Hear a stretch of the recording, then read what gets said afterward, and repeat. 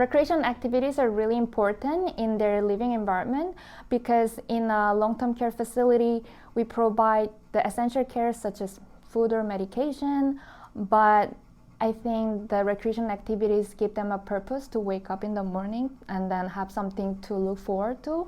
For example, we have an outing to Biorum tomorrow, and then the residents been counting how many days have left, and then it gives a better quality of life in their living environment.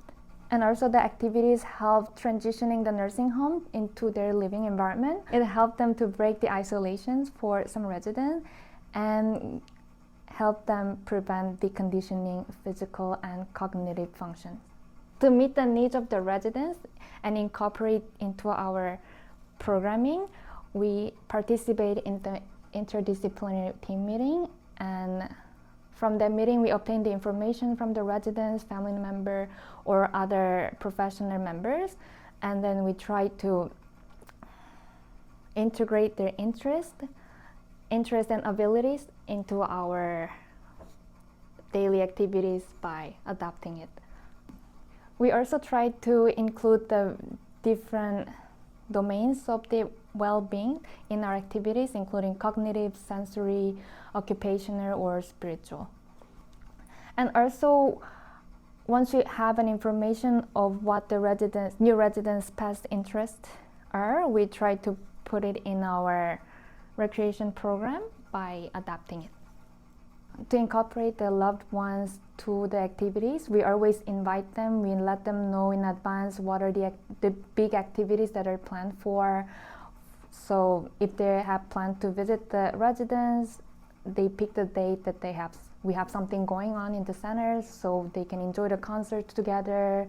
We also have annual meal activities, including the family members, like the Sugar Shack barbecue or the Christmas lunch. They're always more than welcome to join us for those activities and then have a good time, good meals with the residents. To build trust with the residents, I think it's important to have a good approach, always listen to them and always be polite with them, say hi or how are you instead of ignoring them. And sometimes it takes longer than just one day, but if you see them every day and then have a good attitude, eventually they're gonna come in. Also, we had our residents who didn't want to do anything in the center. They didn't want to leave here. They wanted to go back home so bad. And then when I invite for the activities, it's too easy for her because she said she didn't feel belonged to the center, participating with other activities.